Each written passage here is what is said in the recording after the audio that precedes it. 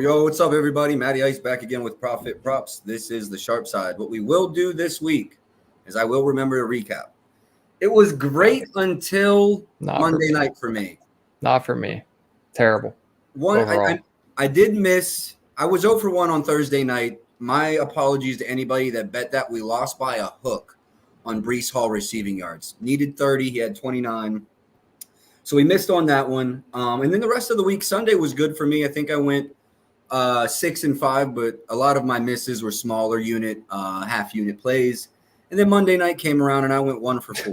Absolutely abysmal. So that's funny because we had the exact opposite experience. Yeah, Sunday was terrible for me.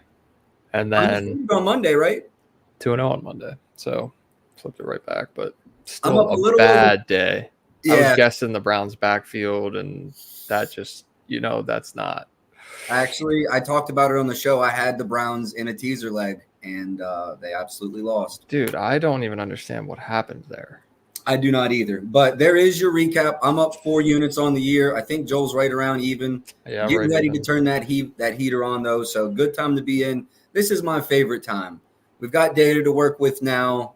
We've got, we know the coverage schemes and everything. So really excited. We'll start with tonight's game. Joel and I both have a play in it. It's going to be Cowboys at the Giants. Cowboys are sitting -5 right now. Total sitting at about 44.5. Giants kind of got the steam early, but then there's been buyback on Dallas, so I don't know how to read the total. It looks like money. Dallas always gets a lot of money, so I feel like they're kind of a hard team to read in the market. Total hasn't moved much, so there's nothing from me on the total.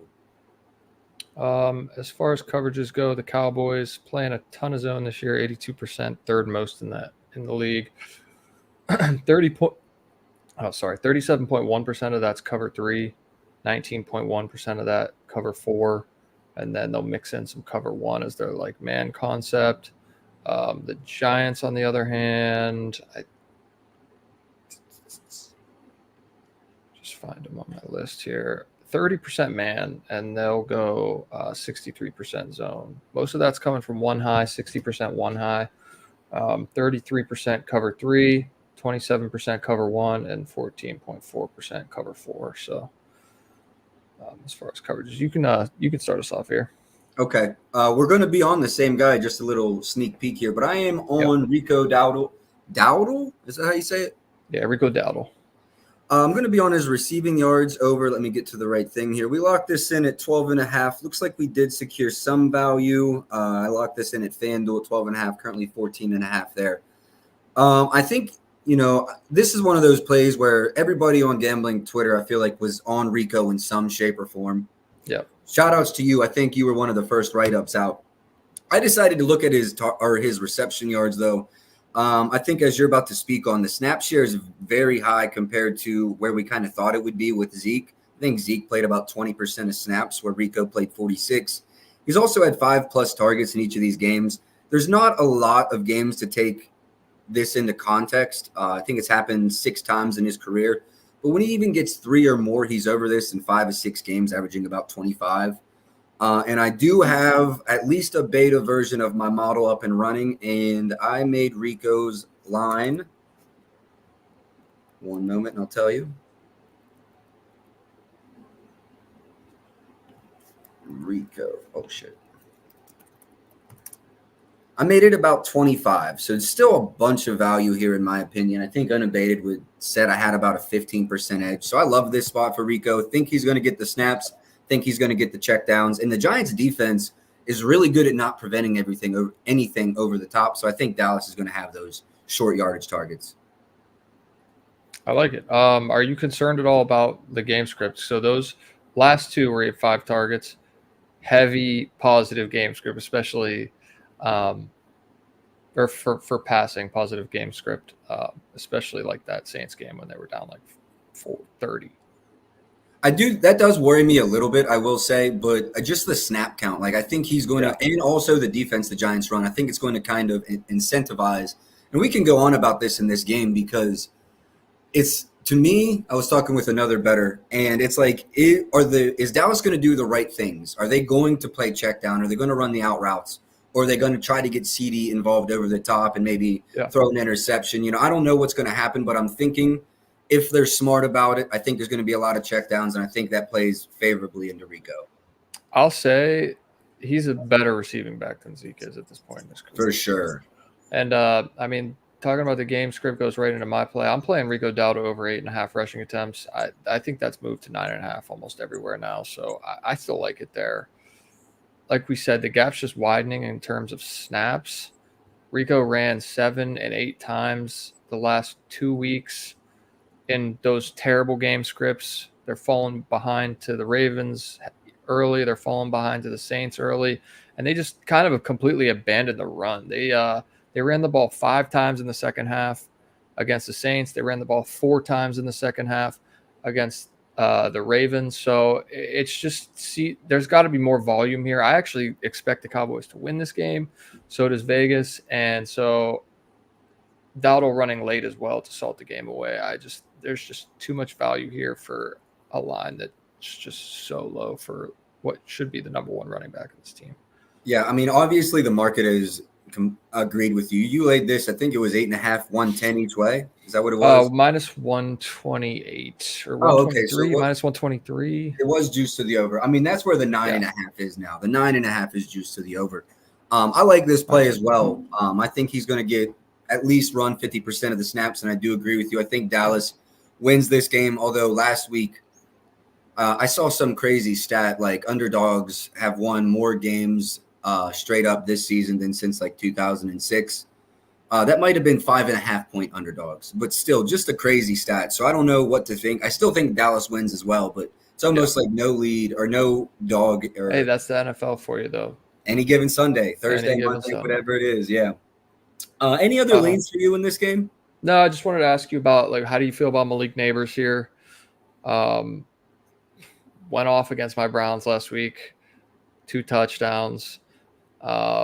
He's just getting targeted like crazy. I actually think that this is a spot where, like, he maybe gets shut down a little more with Dallas running all the zone. Goes Washington, then Cleveland with all that man, and he just cooks against man coverage. So I do have some stats for you. Target share drops drastically versus zone. It's down to 29%. Average depth of target dipped from 11.5 to 10. Yeah, it's funny. I love how you say drastically, and then it's still 29%. Yeah, that is hilarious. That is hilarious. Let me see. Team yards. I mean, even versus zone, his team yards are 32%. So it is crazy. I'll tell you, my numbers right here are 77 and 7 receptions. So if I had to make a play, it would probably be over on the receptions. I don't think I could fade this guy at low lines like this, but I would not play the yards over. I'm 5 yards over. That's, in my opinion, next to no edge. So no edge on the yards for me. I do like his receptions over though. One other one, and there's not enough edge for me to play this, but I do like Dak Prescott's passing yards over. I have him around 275. I wanted to play this at 256. It's came up just a hair. I like that as well. Yeah, man, I don't know. Like, they're just throwing so much. They have to throw so much because the run game's been so bad. But what if they take a big lead today? That's what keeps me off of this. Yeah, no, I agree 100%. You know, what if they do go up 14 or something? Yeah. So that's why, especially with Daniel Jones on the other side. That's the exact conversation I had with a pro bettor today. You know, I was asking him what his thoughts were, and he was like, Daniel Jones is such a wild card. Like, he could play well above average, or he could be the worst quarterback in the league in this game. We just don't know what to expect.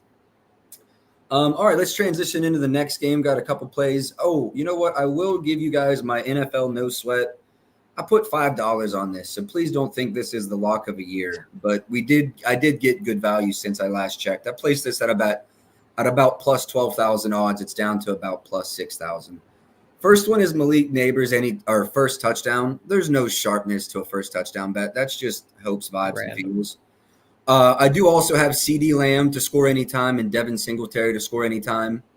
And then I did take Dak over 256.5 in that parlay, and then pair that with Rico's receiving yards. That's a $5 bet. Long shot lottos. I know people love to play those, though. So that is my lotto in that game. But nothing else from me in that one. Next game. Oh, I'm going to want to talk about this one. I've got a few leans. I've got an official play. I think you're actually on this play as well. Yep. We've got Pittsburgh and Indianapolis. Lines currently sitting Pittsburgh -1.5. That's where it opened. I did play the money line. I think I played the money line at about 118, and I think it's currently at 125. So not a huge edge, but I did get a little bit of an edge. Yeah, 125 is where it's at now. Profit X, though, which is a sweepstakes book, I do recommend everyone get it. They're at 118. So not much movement on the side or total in this one, but I definitely have some plays. Would love to hear about the coverages. Yeah, so Indianapolis, heavy cover 3 team. I think that plays directly into the play we have. They're running zone at 76% of the time, and then they'll just mix cover 2 and cover 1 under that. Pittsburgh on the other side, another heavy cover 3 team. They're second highest in the league right now, 47%, 20% cover 1 underneath of that. So Pittsburgh's also like one of the highest 1 high teams in the league at 71%. That I have a lean in this to talk about as well. So Do you want to start us off? You want me to? you can start us off with Pickens. We're Cool. both on Pickens, so you could go ahead and break it down. Yeah, I was talking to Joel about this one like as soon as lines open this week. George Pickens over 21.5 longest reception. Now, I actually pivoted and played his over 49.5 receiving yards, but I do think the longest reception is a good play as well. He's done very well against cover 3 this season. Joel may even have some deeper stats into that, but Indy's defense is not, their pass defense has not impressed me this year. And I've watched every Pittsburgh game. There was about a 21-yard, 25-yard holding call. I think it was Broderick Jones called back in that Denver game. Pickens could have easily cleared this in all 3 lines. Or I mean, in all 3 games. He's like the lead guy now that Deontay Johnson's gone. Justin Fields' favorite target. I expect him to get 5-6 plus targets in this game. He's averaging 5.8 over the last 5. He's got 4 in every game this season. Let's move that up to 5. That was where my projections were. At 5 targets, he's averaging 69 yards per game. He's over this in 64% of them. And again, he's the number 1 option now. Yeah. So I just love this spot. It's a smash spot for me and Pickens. Yeah, my only concern here is like how much the Steelers are going to drop back to pass, just because I think they can also hammer the run on this Colts team, which is why I was looking at Najee Harris as well. But with the way that his target share has been, with his yards per route run against cover 3, it's over 3 yards per route run. Even if he runs like say 20 routes, if he's sticking true to his yards per route run against cover 3 coverages, you're looking at like 60 yards right there. So it's like a floor play, like almost like 50 yards should be around his floor against. I agree. I 1,000% agree. I'm actually going to go ahead and drop a play live on stream if you don't mind. Sure. Najee's line has dropped down to 64. Warren's out. I think he's going to get 15 plus touches. Let's go look at the numbers.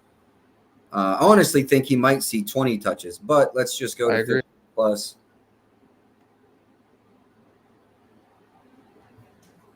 Yeah, averaging really 83 yards, really 80% hit rate. Go ahead. I'm going to go ahead and drop that. Betting phone is right here.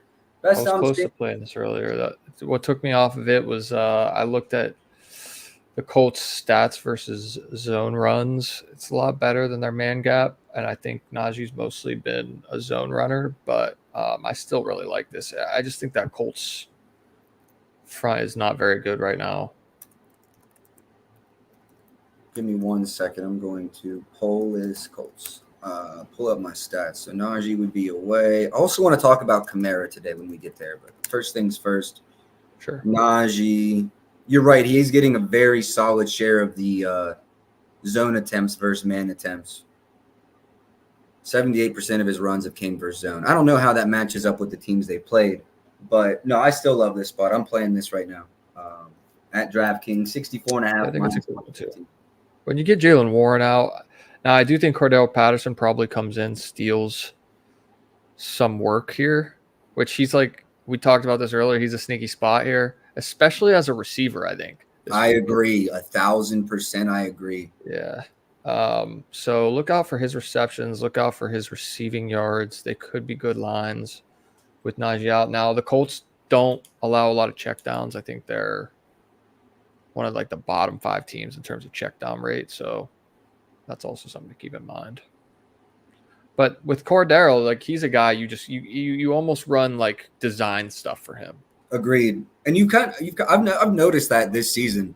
I'm basically a Steelers fan by proxy, and there'll be sometimes, I probably got Najee's rush yards or whatever, and I'll see Cordell back there. I'm like, what the fuck are they doing? And then he'll bust like a 8-10 yard run, and I'll be like, all right, I'll chill out. He's still a reasonably like successful player in this league, which is crazy because he's been all over the place.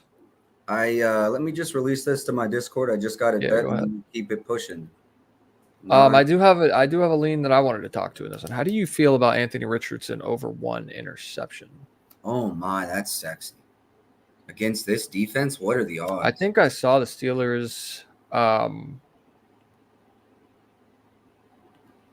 This might have moved since I last looked, but I think it was 135 when I saw it. I saw this defense had like a 8.8%. It's the tops in the league. Turnover worthy throws against so far this year. So that you love to see that. And I mean, I looked at Anthony Richardson. He's way up there in terms of turnover worthy throws, especially when he's pressured. And Pittsburgh's really good at getting pressure. I honestly love this at minus 135.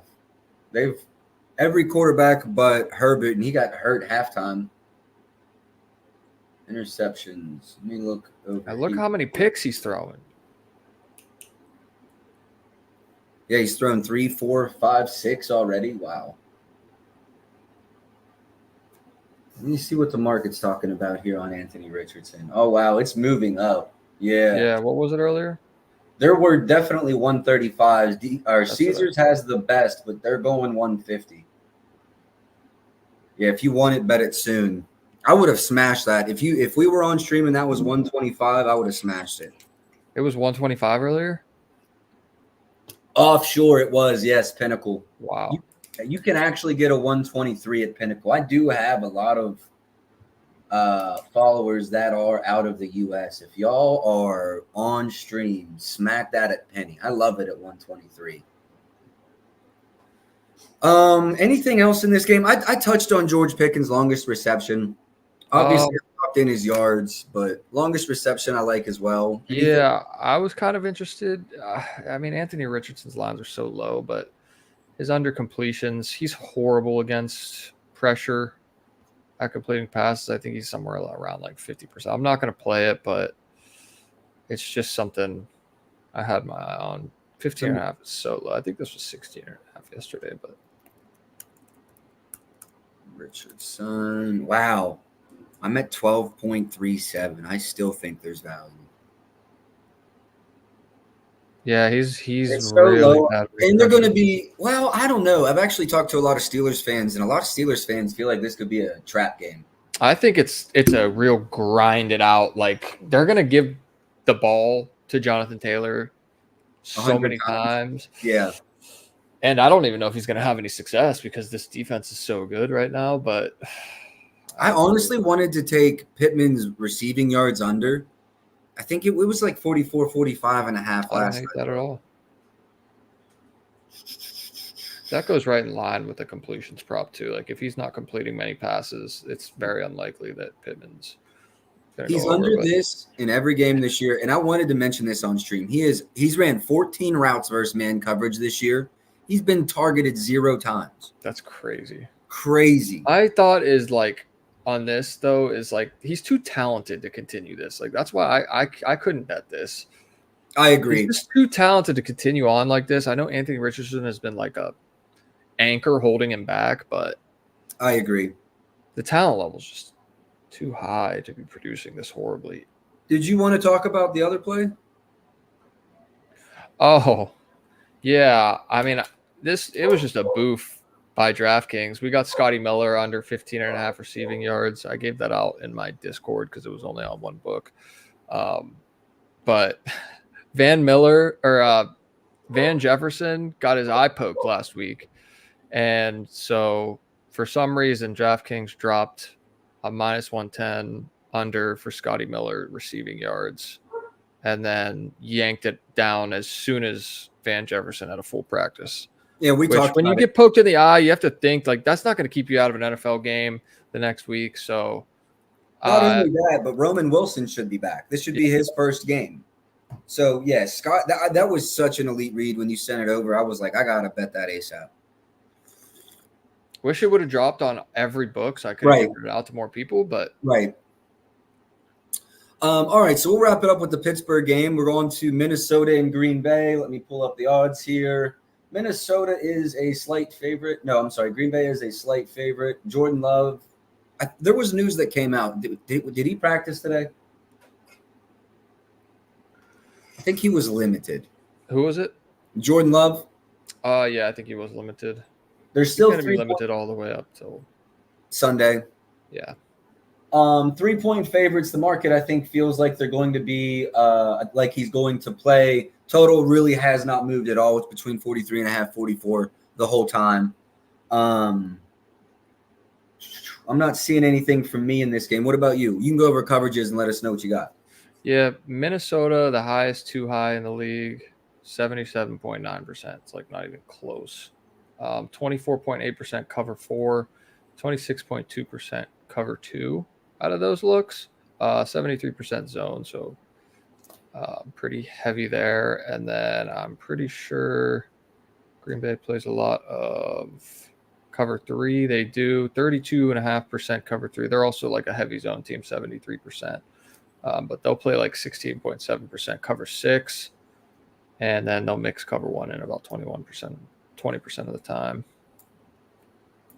I don't have a play in this one, but I was a huge fan of Jordan Love's over passing earlier in the week when it was down at like 224. I still kind of like it.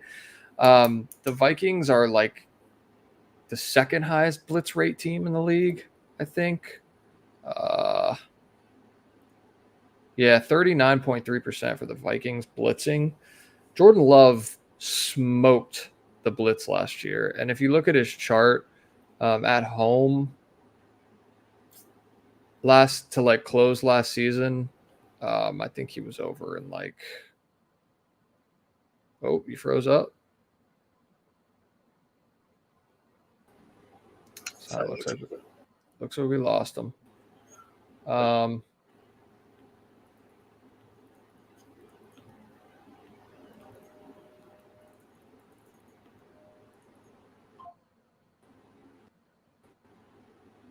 Love was over in, let's see, at home. My fault. Can you hear me, fella? Oh, you're good. Yeah. I accidentally turned off my computer when I went to click the screen. All right. Over at home. My fault. Yeah, you're good. You're good. I did have a play on this as well. When you text me, we definitely missed the over 224.5. I'm sad about that, but I think let me The pull up. 224 was really elite.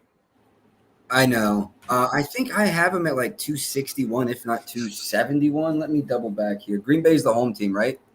Yep. Minnesota Vikings, Green Bay Packers. 286, bro. I still like the over. Can't bring myself to play it now at 240. I can't either. I hate missing these early lines. I did That's the still same thing with Baker last week on his under, but I still like it. The problem is when you win with the knee issue. We just saw with Justin Herbert last week coming back too early. Yep. High ankle sprain. He had to leave the game. It's like there's probably too much risk here to touch this. Agreed. But I want to so bad because he kills the blitz, but I won't. If I got the 224, yeah, if I got the best of it, I would have, but you're right. I'm not touching it now. Let's move on. And this one's going to be painful because we talked about this play before it moved. We're going to move on to Jacksonville and Houston. Houston, I believe, is a 6-point favorite. Let me double check that. It's 5.5 to 6-point favorite. Total's right around 45. Jacksonville actually has surprisingly got a little bit of steam, but no opinions from me, side or total on this one. Jacksonville, 61% man coverage. Most of that's coming in cover 1, 53%. So they're running a lot of single high. And then cover 2 underneath that at 21%. They don't really run much else outside of that, like a lot. So Houston, only 24% man, 65% zone, 23% cover 1, 29% cover 3, 28% cover 4. And we both talked about this one. Nico Collins' statistics versus man coverage are crazy. We missed this one. I opened 71.5. Tank Dell's now ruled out this week. I mean, it's not even. I mean, at 71.5, this is just such a smash. Yep, I'm so pissed we missed it. We talked about it. I mean, he's had no less than 7 targets in a game this year. I don't see that changing. I honestly wish Especially with Tank Dell out. I should have jumped on the 70 and laddered that one clear to 100. I mean, Jacksonville, the most man coverage, you spoke on it. He's got 40% of Houston's team yards versus fucking man coverage. Also, I think around 30%, 29% target share versus man coverage. I just think he's so due for a breakout game. Not a breakout game. I mean, every game's been 80 plus, but I think he's going for 100 again. We can't call it a breakout. Not for him, no. He's going for and he's so good. He's just an alpha dog in a room full of just great receivers. Yep. Mixon's out. Obviously, like you can't lean on the run as much without Mixon. And so it's like CJ's probably going to drop back and throw a bunch of times. I think his pass attempts line is 35.5 this week. This was such a smash. We missed this one. I do have a play in this one. I have Trevor Lawrence passing yards under 231.5 at Bet365. Fanatics is at 230. Everyone else is down to like 228, 226. I think that's still playable. I have him closer to – I actually have him under 200 yards. And let's just go look. Let's go look at his body of work, and you can call me crazy. Jacksonville –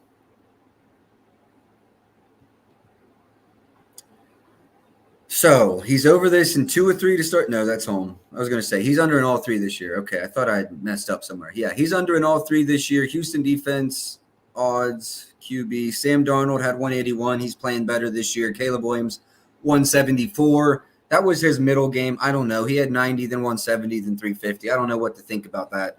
Anthony Richardson is a bum. I'll say that. But honestly, is Trevor Lawrence much better? This was just too high for me. I have this projected at 217.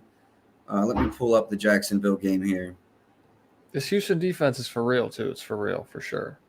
1,000% agree. Jacksonville.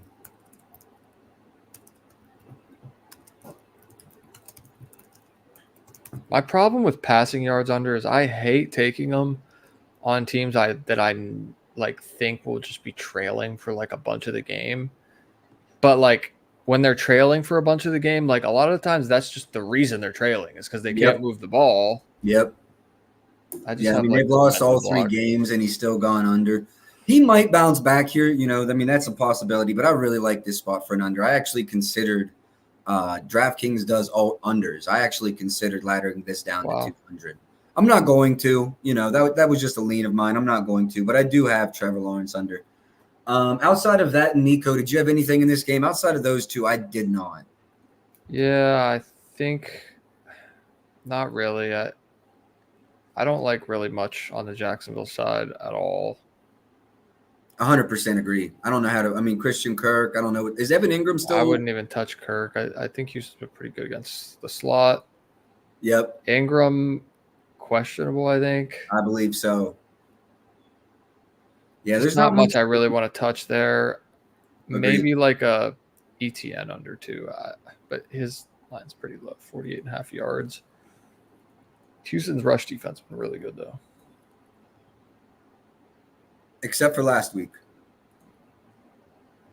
What's Stroud's passing touchdowns? Good question. Very juiced. Yeah, 1.5, but super juiced. Super juiced.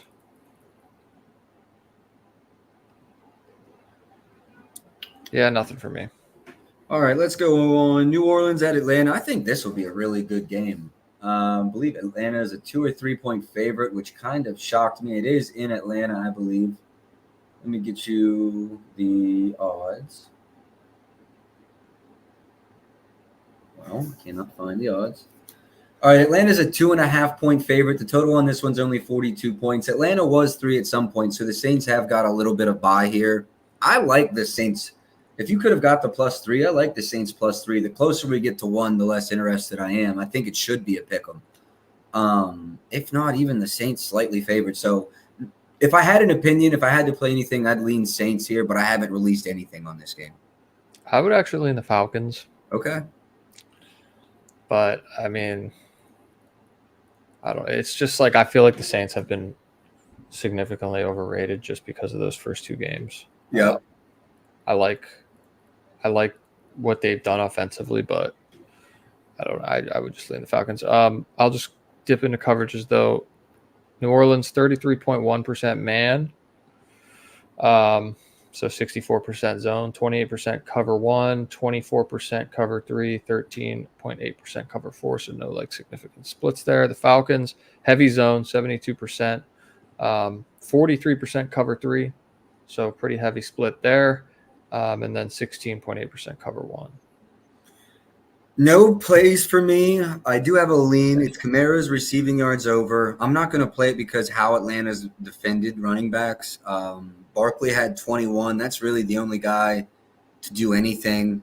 Perrine had 15, but no one's really showed. No one's had success versus them in the past game. So this was a spot for me. I lean that way. I think I've had a bet on Kamara every week. This is probably going to be the first week. Maybe I squeeze in a touchdown bet Sunday, but Gonna say how you gonna abandon your wagon like that? It's tough, man, but it's just the matchup. I can't just can't ride him just cause. So that was my lean. His receiving yards over. I think I've played that every week, and as you see, it's cashed every week. So gonna stay off it this week though. Nothing from me in that game. Nothing from you.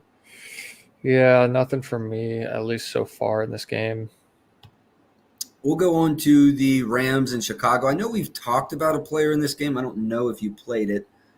I did not. Did not play it. All right, let's pull up the Rams here. Chicago at home, 3-point favorites. Total is at 41. Not a lot of movement in the market. Kind of agree with Chicago being favored, but I don't trust Caleb Williams enough to back it with my money. No opinion on a side of total for me. Coverage wise, Chicago 32.3% of the time playing cover 3 right now, 22% cover 4, 20% cover 1, and then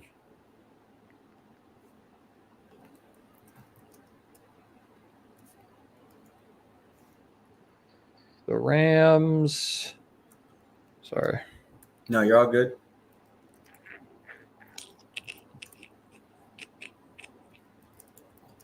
We just had a request on Stafford's yards, so I was just getting them all Stafford up. yards. Yep. Very intriguing because it's so freaking low. He's just got no weapons. 36% of the time cover 3 for the Rams, 18% cover 1. So both of these teams pretty similar schemes defensively. Do you have any, let me see, going through your plays here. I'm not seeing anything from you in this one, correct? I don't. I got 2 leans. I actually lean Caleb Williams over passing here. Yep, we talked about that. Which is crazy to say. I think he gets Keenan Allen back. Right, I saw that. And this run game's been so bad that I think they still have to just throw a ton. And then LA, I think, let me just see. In terms of pressure rate, they're one of the worst. They're one of the worst teams in the league. And so when Caleb Williams is kept clean, I think he's actually been pretty successful. So I would lean his over. I'm not going to play it just because I think he's like, even last week, he threw 50 something times and his yards per attempt was still only like 6. Yeah. Yeah. 52 attempts is crazy. And the Colts secondary is terrible. So circling back to Stafford, I can't bring myself to play it, even though it feels like the easiest over of all times. Yeah. And it's just because I don't, like who will he throw the ball to? He doesn't have a specific Tutu Atwell.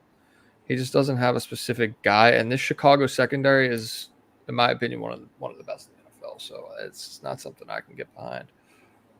I agree. I'd probably I would lean off, but I'm gonna like honestly, if you need action in this game because it's your favorite team, Stafford passing yards probably the look.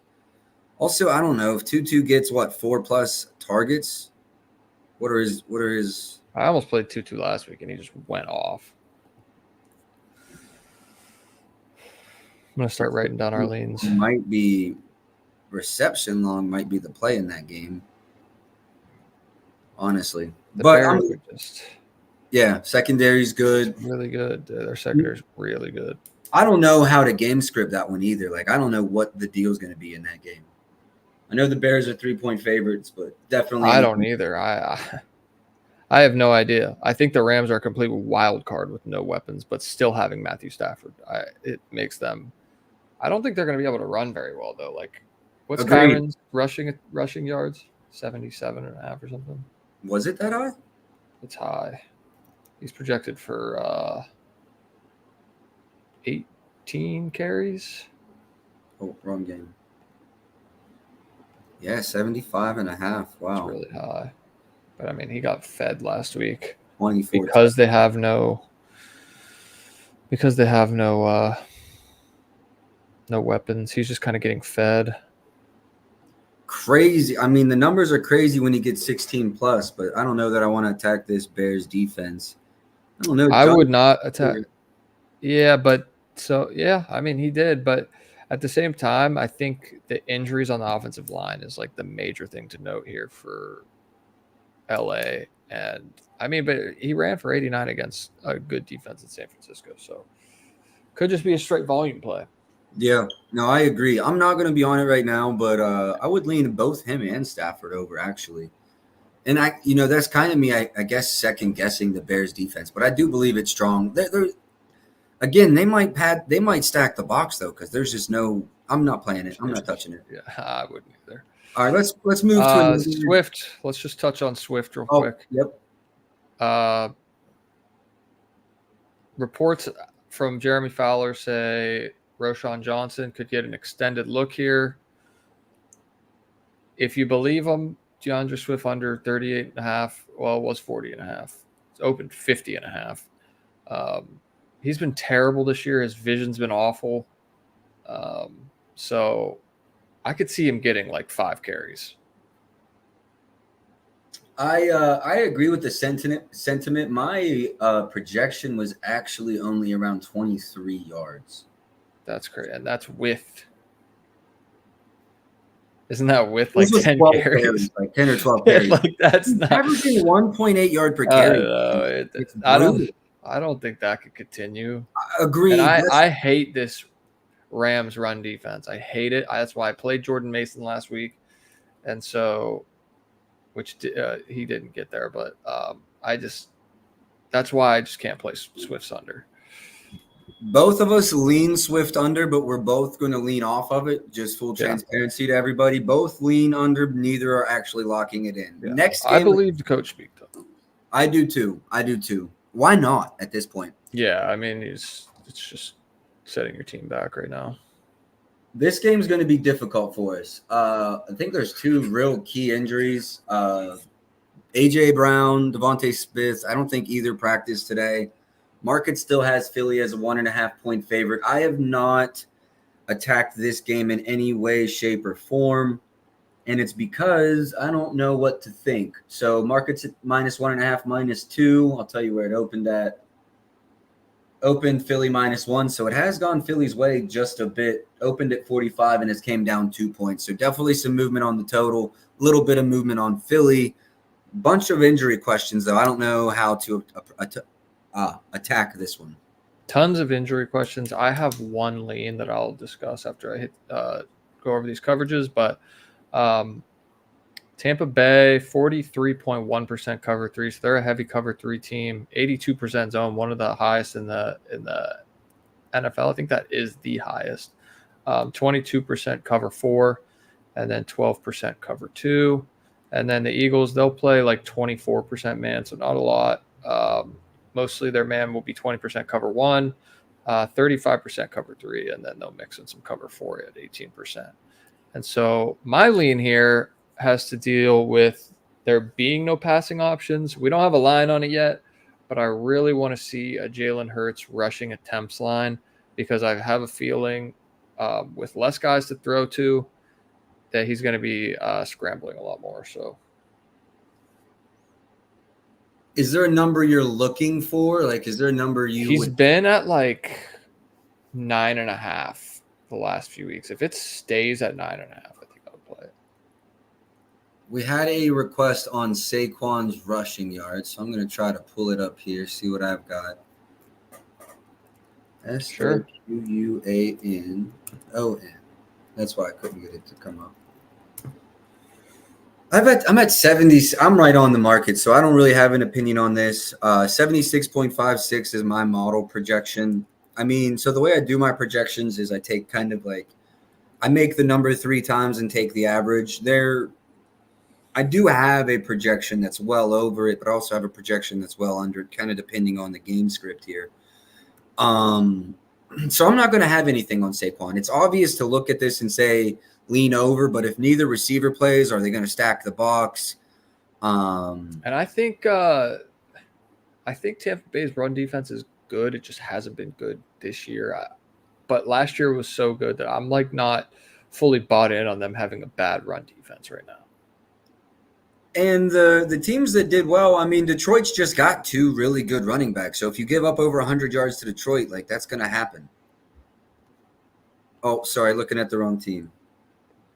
Alvin Kamara, 87. Yeah, no, they've been awful. Okay, yeah, you're right. No, that's Philly. That's Philly. You were on the right team. Oh, my fault. Yeah, you were on the right one. Outside of this, do you have anything other? I'm not going to play Saquon, just because. No, I mean, I would definitely think that there's going to have to be some value in like some of these receivers. Yep. Jahan Dotson, maybe. Like you're just going to have to figure out who's going to be the one. I'm not seeing many lines up for that game. There's like nothing because they just don't know if either of them are going to play right now. Yep. That makes sense. But if they're out, I think there's ways to attack. I know Covey's out, who's like their 3rd receiver. So they might be down 3 receivers, which is why I think Jalen Hurts probably runs a significantly more amount. Yeah, I think that's a solid read. Yeah, hard to have any plays in this game, not knowing what's going on, not having many lines out. I do agree with you. There might be some value on some like 3rd and 4th string wide receivers. Makes sense with the Hurts attempts over, but we're just going to push it to the next game since there's not much out. Cincy at Carolina, don't know how you feel about this one. I don't have much of an opinion. Cincy should handle business, but Carolina looked better with Andy Dalton. Cincy's a 4-point favorite. They were a 5, so Carolina's actually got some steam. 47.5 is the total. That's up from 45, so the total's definitely gone up in this one as well. Coverage-wise, Carolina, the heaviest cover 3 team in the whole NFL, 57%, which is interesting because Jamar Chase has, I think, a 31% target share last season against that coverage. So they're playing 81% zone and 15% cover 1 man. And then as far as the Bengals,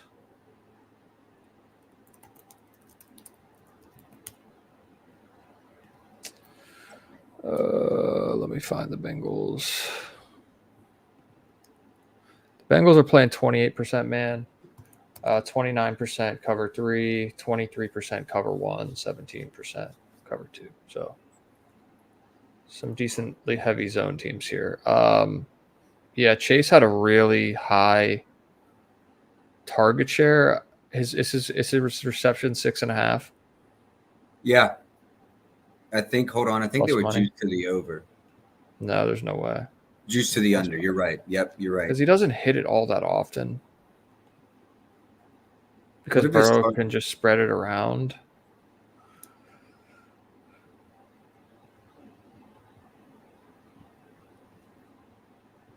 %31 target share is really good against cover 3, though, and especially a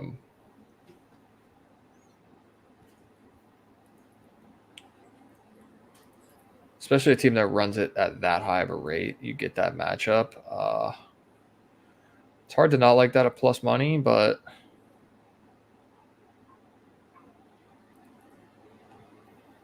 I also don't not know, sure how much the man. Bengals have to pass here. That's exactly what I was just about to say. Like, actually, what's his reception long? 23 and a half. Any opinion on that? I think if I had to attack something, that's where I would go. Over and 2 attacks this season. What's Carolina allowed? Not sure. I'd have to check his average depth of target. I've got it. 1 second. Well, I don't have Versus it cover versus three. cover 3. I Yeah, don't. that's what I'd want to see. I can look at it real fast. It's about 9 versus zone, but yeah, I would love to know versus cover 3. It is down man versus zone, so that might not be the play. Allowed a couple big plays though, a couple 50-yarders. Yeah, go ahead. He's definitely the guy to hit deep, Yeah. as evidenced by last week.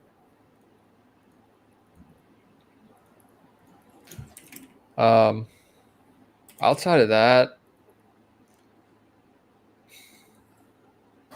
it's definitely averaged up to target this year 12.3 against it. Can you see his average yard after catch? Let me just go to last year so that I have more data on that. Yeah, I would be interested to know what that is. Johnny Wilson was another request here. Chuba Hubbard under would be another one. He averaged 10.11 yards per reception, only 1.73 yards per route run. Just a heavy target share. 30.4%. You said you lean Hubbard under 60? Yeah, does he have an attempts line? Does he have an attempts line? Let me see. I would lean under on Chuba Hubbard's 14 and a half juice to the under, really. I'll tell you what I've got. Spelled his name wrong. 1B. I'm at 50.45 on only 11 carries. Definitely lean under his rushing attempts. Slight lean under to his yards. Heavy lean under to his attempts. But the Bengals' rush defense is like pretty bad.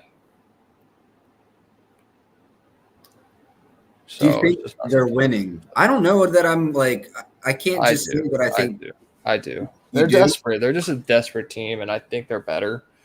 You're right. Personally, I can agree with that 100%. I think they're better than they've showed, and they are desperate. Yeah. They're 0-3, correct? 0-3. I do have a season win total under 10.5, so that is shaking up really nice. And I do have a Steelers over 7.5 and 8.5, 3-0. Very nice. All right, nothing else in this game though. I would lean Jamar longest reception over, and I do lean Chuba attempts under. But you have to be able to trust the Bengals not only win that game, but take the lead and kind of maintain it. Yep. That's a tall task for an 0-3 team. All right, on to the next one. Let's see if we have any plays in this one. Denver, I know we've got some plays in this one. Denver and the Jets. Jets are 7.5 point favorites in a game that's only has a total of 40. So very low scoring game. Jets pretty big favorite here. What's the coverage data look like? Yeah, I think Denver's 50% man. They're also like the heaviest blitz team in the league, so keep that in mind. 40.4% cover 1, 20.2% cover 3, and then 18.1% cover 4. As far as the Jets, another heavy man team, 38%, 35% of that cover 1. And then 18% cover 3, and then they'll play 26% cover 4. And I took Bo Nix over 31.5 passing attempts here. I do think that this is a trailing game script again, and I think Nick's going to have to load it up. I mean, I did the math on this. I was talking to some other bettors about it, and right now, the Broncos have a 63 to 37% pass run split. I'd expect that to hold here, or maybe even like go up. I think the Jets' rush defense has been bad this year, but I think they're actually better than they were, or than they've shown. And I think that Denver trails here. Last week, he threw 36 times and like the most positive game script that you could possibly ask for as a Broncos fan.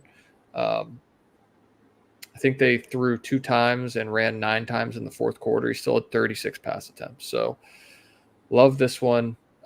Fully expect Denver to keep throwing it. My only concern would be is like Denver has to pick up first downs and keep moving the ball. The Jets secondary is really good. So it's the one concern I'd have.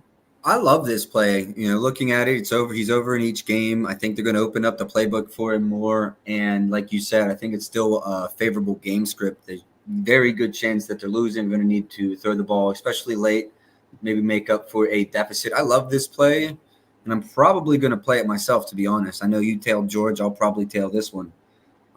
Really like this spot for Bo Nix. Let me see if I have anything in this game. I have nothing in this game. Any other leans for you? Yeah, we talked about this earlier. Breece Hall's receptions is like staring me straight in the face. Yep, we're going. He has a 31% target share against man so far this year. I think a lot of that's been design stuff, but with the way that the Broncos blitz, they have the highest running back target share as a percentage to running backs. And so I think you could get a lot of dump offs here, and I think you could get a lot of screens to mitigate that blitz, because so far this season, they're blitzing 45.7% of the time. Against that, you want to get the ball out fast. What better way to do that than set up screens? And when you're under pressure, you look to the check down. So like it matches up with what I'm seeing in the data that says that 20% of all attempts have gone to the running backs, and you can get this at plus 130. My issue with it is because I think the game script goes to where the Jets are leading the entire time, or for like most of the game, it's hard for me to want to jump on this. So my projections this are at 5. So at plus money, this is a dumb amount of value. Plus 130. Plus 130. At the best price. So I pay, might as well use this. I pay for unabated. That'll kind of tell me my edge based on my numbers. Let me just tell you what I believe the edge is here. So I think I'm going to have to play this, if not the day before Sunday. 14.71. That's quite an edge. That's quite an edge. You're talking me into it. I know. But like when you see it though, like they've forced, and their secondary is really good. So like I can see them forcing these dump offs. I've played him every week as well. He cashed the first 2 weeks. Last week it was a hook. It was a terrible hook. I believe he had 22 yards in the first drive, and then finished with 29. Tough. I like this. Man, at plus money, I almost got to take it. Let's see where the market's gone. 130 is just crazy to me. FanDuel only opened at plus 108. I mean, the theoretical hold is very small because they're at minus 140 on the other side.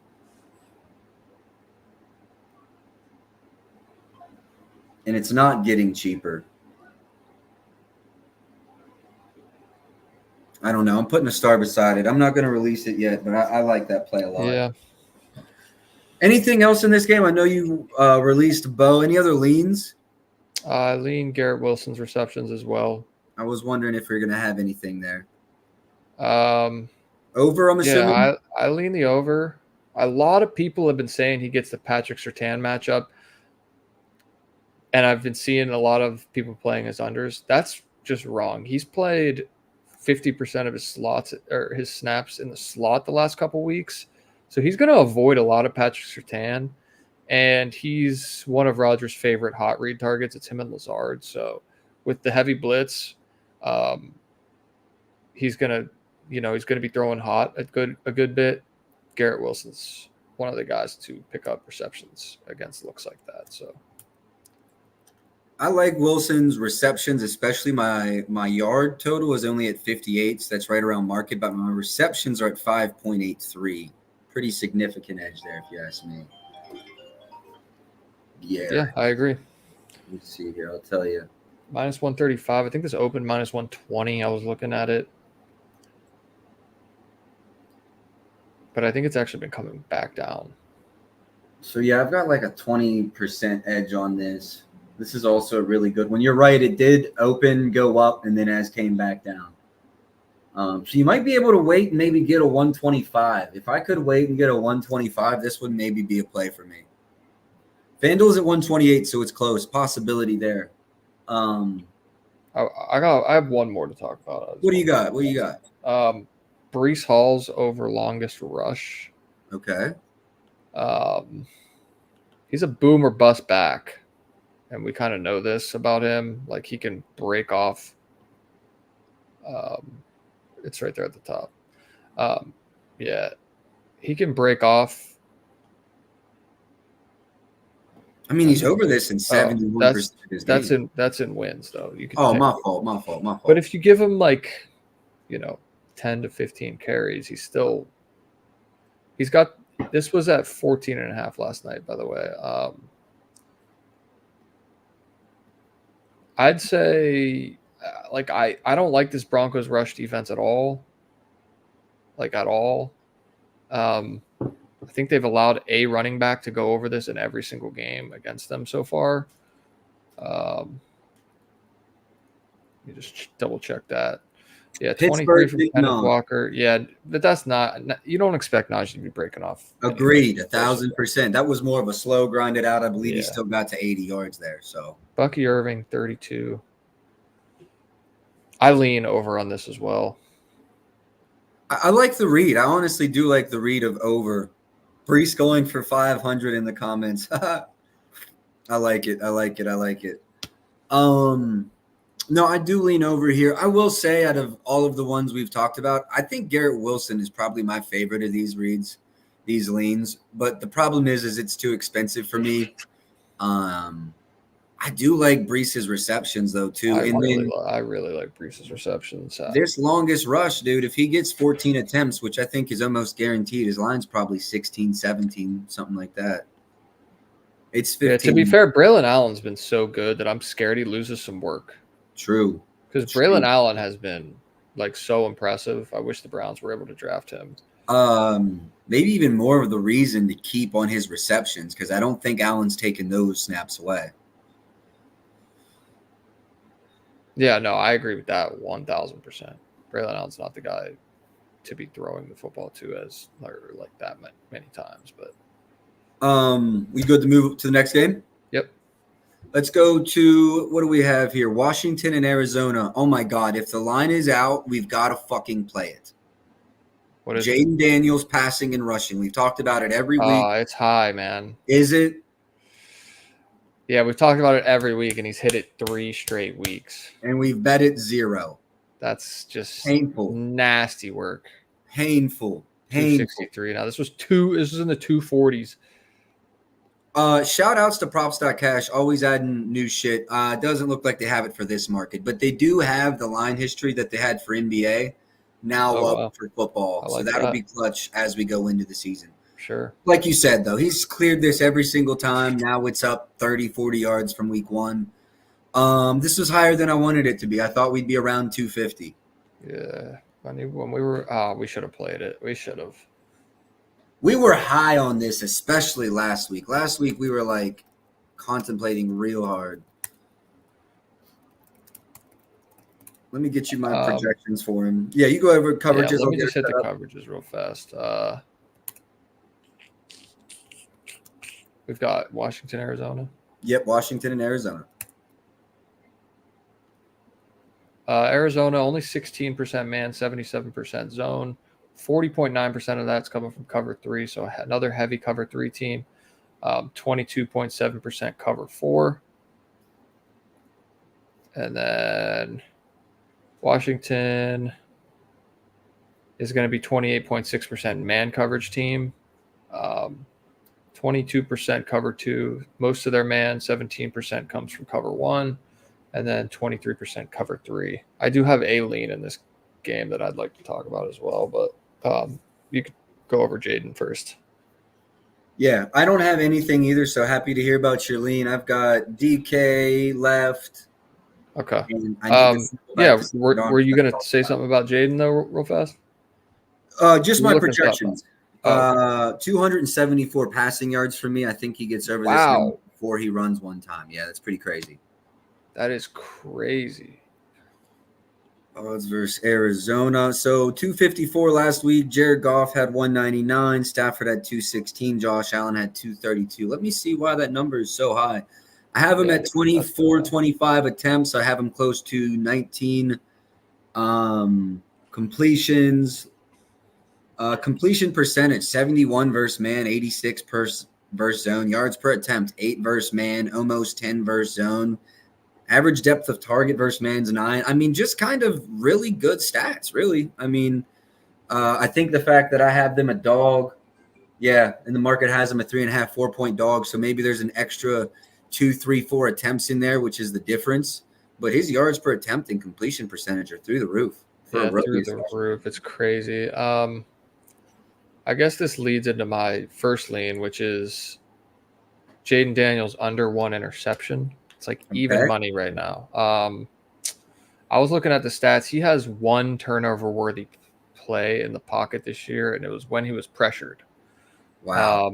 He's been pressured, I think, 38 times. 35 or 38 times. He's only thrown the ball when he's been pressured 12 times. So he's taken off and he's scrambling when he gets pressured. So he has 1 turnover-worthy throw. I think Arizona's near the bottom in terms of pressure rate, or they're middle of the pack, I think. No, they're near the bottom, 18%. So they're 1, 2, 3, 4, 5. They're the 6th worst team in terms of pressure, and they're the 2nd worst team in terms of turnover-worthy throws, like caused by their defense. So at minus 110, it's almost like everything lines up perfectly for Jaden Daniels to not throw a pick here. I really like this spot. I won't tell, and you'll hear me say this a million times, especially if you transition into the NBA show too. I don't like rookies. Yeah, sure. And this is a road game, so that's even a little more worrisome. I love the read. Minus 110, hasn't thrown one yet. I was just looking through props.cash. He's thrown less than 10 bad passes all season long. So yeah, no, I really like the read. I don't trust rookies. Normally don't back them, especially on the road. Yeah. And there's a reason I haven't played it yet. Right. And it's exactly because it's like almost like you feel like he's due to throw one as a rookie. Like you're like, oh, 3 games without a pick. It's almost like he's just due to make a mistake. But he's been so good. Completion percentage has been amazing. And if they get behind in this one, not saying that I expect they are, I think this game could be closer to a pick 'em with the performance they put out there last week. But if they do find themselves in a hole, he might have to be a little more aggressive, take some extra risks. Love the read. Going to stay off of it because I don't trust rookies, but I really like. So interesting because I just feel like if he doesn't throw a pick here, like I just don't know in the future if we're going to be able to get like lines like this on him anymore. But so far, he's just shown like he's not really going to turn the football over, which is impressive for how young he is. He's clearly not CJ Stroud either, but if you look at CJ Stroud last year, like week 4, week 5, didn't throw picks, turned it on. You know what I mean? So like Daniels has already played this well this far. If he kind of hits that stride, he could play really good football throughout. I did want to ask you, someone commented on it. I was actually considering it. Do you have an opinion on Connor anytime touchdown? Not sure I've actually seen you play many of these. Yeah, I don't really touch the touchdown market. Okay. But I mean, that looks great to me right there. But and against this defense, I really like Connor like in general this week. His rushing yards is just a bit too steep for my liking, or I probably would have played him if he was like anywhere reasonable for me. I'd probably be on that. But this game right here, you had him. I had over 50.5, dog. No, that can't be, dude. I was sick. That's the worst. I was sick. I've got like 3 or 4 this year that have been like that. So I do the touchdown betting market. I'm up slightly this year, maybe like a unit or two, maybe like a unit because a lot of them have been half units. I started off the season 5-0, hit 6 out of my first 7. Then I dropped 3 straight, and I've split the last 2. One thing that's huge for me in this, I do feel like this is a market with a lot of variance, so I'm not dumping a lot. Usually these are quarter or half unit plays for me, although I do release full unit ones too. It depends. Red zone touches is like the big thing for me. Red zone touches, or if it's a receiver, red zone attempts. Like if we circle back to Malik Neighbors, his red zone attempts or targets are ridiculous, bro. He's getting like 5 a game. Yeah, that is crazy. Is that going to go throughout the whole season? I doubt it. The Giants have probably got themselves into the red zone a few extra times. But red zone targets is something that I would attack Connor. I don't like the price. I think I saw a minus 140. I don't play that on an anytime touchdown. Like minus 120 is probably the most I'll get. I would recommend anyone looking into this market. This is not touting. I'm not getting paid for this. Go to Profit X and look. Because it's like you and I versus betting against each other. If I want to play plus 120, you play minus 120, meet in the middle. We're not paying a book 10, 15%. Yeah. So do that. If you want to play this market, you can probably get this closer to minus 120. I'm not playing it this week, though. I did cash on him, I believe. In one of those 2 games, I did cash on his anytime tutter. I do think his attempts will be up. Like this season, he's averaging 3 red zone attempts, but you see it went 5-3-1. This may be dependent on how often they were in the red zone. If you tell me he gets 2 red zone attempts, I'm going to love it, but I'm not laying minus 140.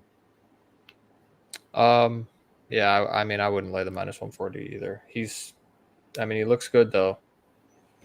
If you can, and I think he probably touches it. Like, what's his rushing attempts line? 16.5 juiced to the over. Yeah. So one qualm I have. And it's just Props.Cash likes to offer different things on the app versus the desktop. On the app, you can go to their touchdowns and adjust the rushing attempts. But on the desktop, you can't. I do not think I can, right? So, okay.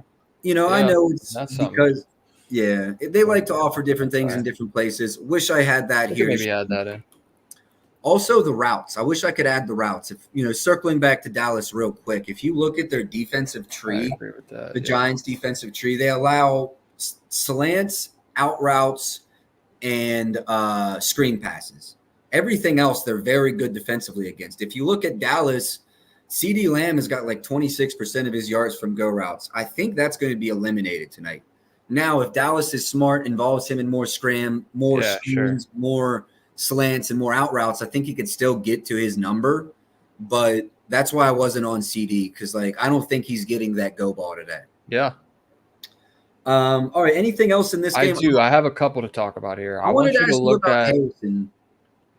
Yeah. I mean that's like the one of the. But can you check before we touch on Marvin Harrison? Can you look at Kyler Murray's passing attempts chart for me? Oh, I dude, tweeted about this earlier. I just what do you do about this? Wow. Hold on. Let me go to my numbers. What do you do about that? Is that just straight up bait? My number is 30. I looked at last year, so it's the same coaching staff. He had 30 attempts in all but 1 game. So far this year, 2 out of 3. Why is it so low, bro? Washington's pass defense is terrible. But I will say I think Washington stays on the field and controls time of possession a good bit. I looked at it. They're like 53% time of possession because Jaden Daniels, I mean, he's just been so good at completing the ball and keeping the chains moving. And they weren't getting, at least the first couple weeks, they weren't getting those huge chunk plays that they got against the Bengals last week. But I feel like I got to take the over here. It's just are they trapping us?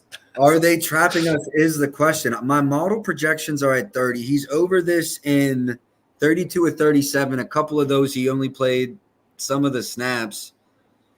Wow, bro. 19 of the last 20. Now, some of that's under a different coaching staff. Like some of that's under Cliff True. Kingsbury, which is like Let's look at so the far last. this season, they're 53% pass to 47% run. But you have to throw in that 41-10 game against the Rams, like skewing that pretty considerably. Man, I don't know. I like that one. This one's like, it's That like the one- charts, you look at them, they tell you yes. And then the fact that Washington's pass defense is so bad, you're like, okay, yes. James Conner has a 16.5 line, and he hasn't been getting to that 16.5 line. So obviously, I think Vegas is expecting more runs here. Like when you look at Connor's Yes. chart, it's nowhere close. It's like Yep. it's the inverse. You're right. You're 1,000% right. When you look at his attempts line, yep. It's the exact inverse. Like he's only over in 4 out of 24. 24%. I mean, granted, that's a different scheme too, but yeah. So the expectation here is that like they're gonna lean on the run more here. Now, do you buy into it, or do you buy into them still throwing the football all the time? I see why you haven't fired away yet. This is like a pickle one.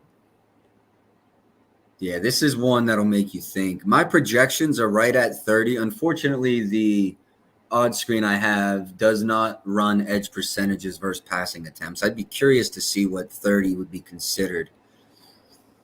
Feels like a good play. Probably lean off of it, but let's use this to transition into Harrison. So I love Marvin Harrison, I think. 67 just feels too low. It does. It does feel too low. Because last game he let went me down. just pull up his stats real fast Please. against their main coverages because I looked at it and I think he had like a 3 point something yards per route run so far this year against their main coverages. So to me, I think it's something I'm gonna have to play. 11 targets last week too. He only caught 5 of them. And Right. So it's like Target share is still 25% versus zone. You might have, what did you say they play? What, cover 3, 6th most in the league? yeah. Would love to know if you've got that. What's his target? I know it's such 25%. But 25%. Okay. But the other thing is Trey McBride's going to be out here. I know. Hurts my And he's feelings. 20%. He's 20% target share against cover 3. So, like, you could see more targets going to Harrison here as well. Man, I mean, more. He had, what, 11 last game? If he gets 8 again, he's Well, soaring. 26% target share this year against cover 3. So, His yards per route run, which I think is the more important statistic here, is he's got an 18.8 dot against it. 4.6 yards per route run against cover 3. That's only 20 routes though. 22.5 yards per reception. 7 of the 10 receivers to face Washington this season have gone over this as well.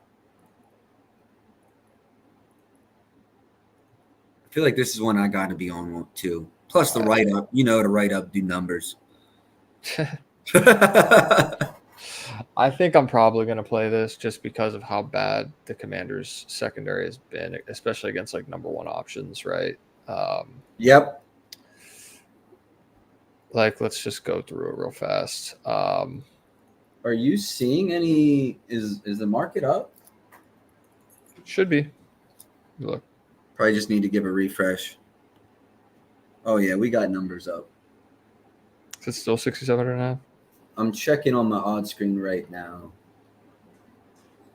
Yeah, I got DraftKings at 66 and MGM at 65 juice to the over. DraftKings actually just moved 5 cents to the over. They're watching. Yes, I got 65.5 on 365. Yeah. You lock it in? Did we lock it in? Real quick, let's just go over what receivers have done against them. Yeah.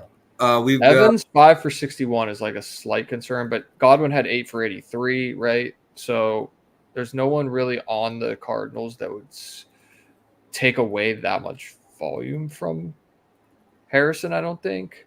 Neighbors 18 targets, 10 for 127, and then Chase goes 6 for 118. I'm gonna play it. I'm going to play it. I'm going 60, 65 and a half, 110. Minus 110.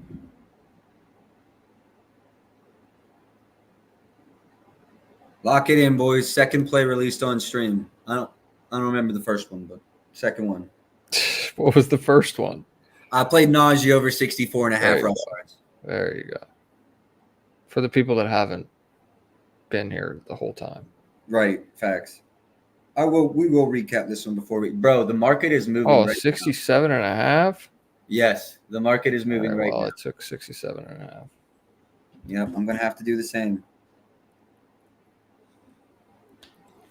Hey, fucking 365, get out of here. Quit spying on us. I should have took it right when it dropped. I think it was maybe 64. But that's when, like, talent level's so high there. For Chase last week, this was 80 and a half. He soared over. What, 30 yards? Is 40 yards? That much better than Marvin Harrison Jr.? I don't know. I mean, I don't think Neighbors is – I think Neighbors is probably better, but not – I don't even know if I would say that. Like, I don't know if Neighbors is better. I think they're neck and neck. They're neck and neck. They're both do different things. Yep. And Neighbors went for, what do we say, 127. 120, but 18 targets. Like, they just locked in on him. Facts. I do think Marvin Harrison gets in the realm of 8 to 10, though. Yeah, I agree. All right, so especially we locked that one in. Especially with McBride out. Lock that one in. I didn't play Daniels. If we come on this show next week and he has like 300 rushing and receiving, I swear I'm betting whatever number they release. I swear. Who? Jane Daniels? Yeah. If he clears this line this week, whatever it is next week, I'm hammering it. I swear. I can't believe we missed that. Have we covered? Yes, we did. We'll just give you a quick recap. Joel is on over rushing attempts for Rico. I'm on Rico over. Well, you're in the Discord, but I'm on Rico over receiving yards. Lean to Ferguson's over, didn't play it. Lean to Dax over, didn't play it. I think that was all we had. All right, next game on our list, New England at San Francisco. We've got a collab play in this one. I think San Fran's like a 6-7 point favorite. Correct me if I'm wrong. San Fran 10.5. My fault. 10.5 point favorite at home. Total on this one's only 40. I've got no opinion, but 10.5 in the NFL with all the injuries they have, 10.5 feels heavy. Your opinions and coverages? For the Niners, 32% man, 60% zone, 31.5% of that cover one, and then they just kind of mix in their zones, all below 20%. The Patriots, 39% man, so another heavy man-to-man team, and 31.7% cover one, 17.1% cover three, and then 26.8% cover two. Yeah, both of us played Brock Purdy over 224.5 passing yards. You look at the chart in general, he's over at 18 of his last 20. He averages 9 yards per attempt. He's great against pressure. He's great like when he's kept clean. So I don't think we need that many attempts for him to go over. I think his line is 28.5 attempts juiced to the under, but it's a 10.5 point spread. I still think they'll be throwing the ball late. New England's run defense has actually been pretty solid this year, so he's averaging 131 first half passing yards this season, which I think is important. I think, we're going into the second half only needing maybe 80, 90 yards. We've obviously got massive market support. The market's moved 10 yards since we played this. Yep. Very great read on our end. Make sure you guys have notifications on. We both did a write-up for this. Love this spot. I had him at close to 300 yards, I believe 298. So I think this one you can ladder all the way up. I did miss a play. I'm going to circle back when we close out. I did miss a Okay. play of mine, but we'll cover that at the end. I think this is a louder spot though for Purdy. I think love it. if we shake this down to where we got it at, were 18 of his last 20 starts, I believe. 18 of his last 20, 9 yards per attempt this season against man coverage too. He's basically like always hovering around that 9 yards per attempt. So he likes to push the ball down the field. I saw Debo practice it. I'm pretty sure he was ruled out. Okay. But he gets Kittle back, which is like another big pass catching option. Yep. New England's been really bad against the pass. You saw that with Aaron Rodgers last week. They couldn't get any pressure on Rodgers Thursday night. So he just kind of stood back there and just picked them apart down the field. I think the same thing happens here with Purdy. Like he threw for 292 last week without Debo and without Kittle. Yep. Just to piggyback off that, answer this question. I do still like the over 233.5 Mac. Like I said, I have this closer to 300. 228.5 is available right now at Bet Rivers, but you are in Florida and only have Hard Rock. So never mind. It doesn't matter to you. He's in my Discord, so I know him. For anyone now still watching, 228.5 though I still think is a good play. 233 is available. Is a good play, I think, still as well. Like I said, I have this close to 300. Yeah, I don't hate it. Anything else from you in this game? I mean, I'm not touching anything on the Patriots side. Nope. Yeah, there's nothing I want to really touch on. Anything you got any opinion on Mason? Over, under, no opinion? I don't think I could ever bet at under on Jordan Mason just because of like he's just a monster. Like the dude, I think he like leads the league in like yards after contact and like breaking tackles. And these run schemes that they draw up in San Francisco, it's like you could throw me back there and I'm running for 75. No, I'll just stay away. Being on Purdy's passing yards, I'm just going to stay away from that. completely. I would lean Ramondre under. You know what? I think I saw someone in the community on this. I could see this. He's just been such like a important piece to the offense, but he only had 46% snap shares, 6 carries. Well, he got hurt last week. Right? Yeah, you were on him. I had his receptions, and he got hurt, and then I had 0 receptions. He got hurt with his like finger inside of someone's helmet, so he came out for like the rest of the drive, and Antonio Gibson comes in and catches 2 passes right after. Oh my God, I know. It's just like a classic, a classic situation right there. Oh, that's sick. Come in 20 minutes. Can we go over Aaron Judge rushing yards? Yeah, we can circle back real quick. I got nothing against it. I'm done. I'm actually intrigued by Aaron Jones rushing attempts this week.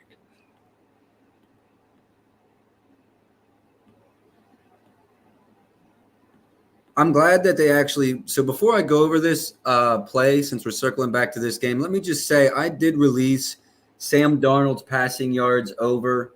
And I actually ran a ladder on this play. So I released over 225, minus 110. Actually, I think it was minus 120 on DraftKings. It was 225 plus. Then I took 250 plus, 275 plus, and 300 plus.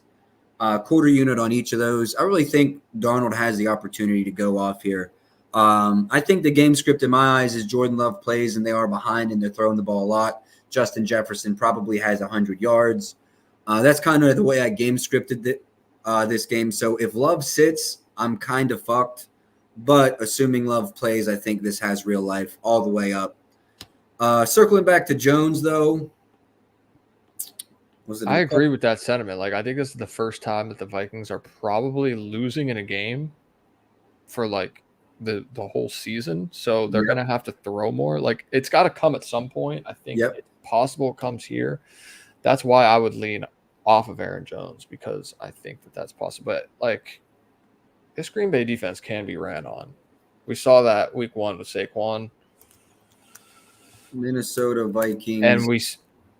And we saw that with Jonathan Taylor when they just wouldn't give him the ball, and he still went for 100 yards.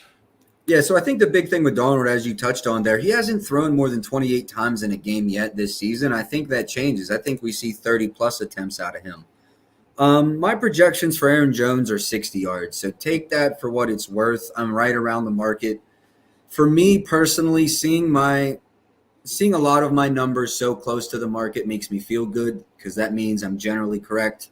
Now I've got to notice like the ones that I'm way off market. Am I way off market because I have an edge, or am I way off market because I messed something up? That's kind of what I'm toying with here in week 3. But being right on market with Jones, I'm just going to lean off. I guess you could say slight lean to the over because I'm at 60, but Yep. no opinion on Jones. I'm with you. What about Justin Jefferson's receptions? Receptions. So let me tell you what I've got him at. Justin Jefferson. Man, I'm only at 5.04. So I guess there'd be a very slight lean to the under, but I would say there's absolutely no edge either way. Yards, I'm at 85, so I guess you could say slight lean to the over. It's kind of been like, what's the word? Popular to do negative correlated parlays on FanDuel. Yeah. So if that's an opportunity where I think there might be an edge in there. If the books are going to give you, twice of what the normal payout would be, maybe an edge there. But I wouldn't have a play either way. What about you? No, I leaned his over on receptions just looking at his chart because it's like the dude was getting peppered this year. He hasn't seen as many targets, but I think that's coming his way. Like, I just don't. He's got an additional target every game. If that gets up to 9, 10 here, like we've talked about as well, if they're actually losing. So they've been like up, and this dude like has been disappeared in the second half because they haven't needed him. Like I was on him week 1, and like that's exactly what happened. He was at like 50 yards, and then just I was on him week 1 too. Yeah, I feel you. I think the number was like 79.5. Yep. So I think 73 or something. It's low for Justin Jefferson. We'll just say. Yeah. And I was feeling great, and then not. Yep. So yeah, no opinion for me, but I would actually lean over. Like I said, my model is at 5, but let's tie in some game script here. They're actually going to be losing. He's going to play 4 full quarters. I would lean over here. I'm not going to play it, but I would lean over. Yeah, same. I think next on ours, your Cleveland Browns. Are they going to figure this thing out or what? They have to. I'm going to keep pounding this. It's going to happen. Oh, man. I don't even want, like, Deshaun. So let me talk to you about the market, what's happened here. Cleveland is a 2-point dog. I cannot believe this. If you told me coming into the season Cleveland would be a 2-point dog to the Raiders in week 4, I'd have called you crazy. But they're a 2-point dog. The total in this one is 37. I honestly like the Browns' money line as a dog. Not going to play it, though. Play it. I mean, I like that, too. I can't say I don't like that. I can't believe they're a dog. I can't either. They've been so bad. Facts. Offensively, like I think they're like bottom 5 in every possible statistical category that there is. Yeah. Because Deshaun Watson's been so terrible, but they also can't run the football right now. And so I do think some things change this week. I bet on Deontay Foreman last week over 11.5 or 10.5 rush attempts. Yep. If he's up again, I am gonna play it because they have to go back. Like they're running the spread and it's not working. Like he's getting so much pressure in his face. They have to go back to like that play action under center game. Yep. And they have to run between the tackles. And hopefully we get like a really low line on Foreman and I'll hit that. Do you have an opinion on Watson rush yards? He's been scrambling so much. Yep. I would prefer his longest rush. I played his longest rush against the Jags somehow. And so like 73% since he's been a Brown. I could see this too. When I was going through everything available yesterday, I don't know that longest rush was available. This is like the only thing in this game that kind of caught my eye.